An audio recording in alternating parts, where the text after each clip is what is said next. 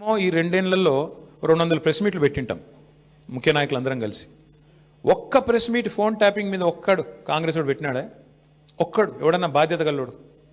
ఎవరన్నా ఒక్కరు చెప్పాలి కదా అసలు ఏంటి కేసు, ఎవరి మీద ఆరోపణ, ఏంటి ప్రూఫ్?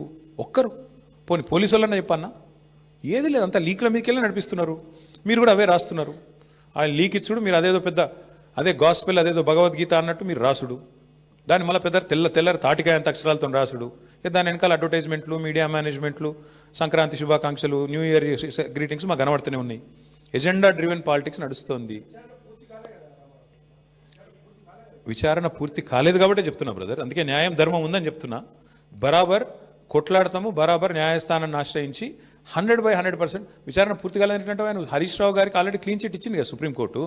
ఆయన మీద ఫోన్ ట్యాపింగ్ విషయంలో ఆధారాలు లేవని కొట్టేసింది కదా, మర్చిపోయినరా మీరు? వీళ్ళు కోట్లాది రూపాయలు ఖర్చు పెట్టి లాయర్లను పెట్టుకున్నా కొట్టవతల వారేసింది కదా. హరీష్ రావు గారి మీద ఎందుకున్నది?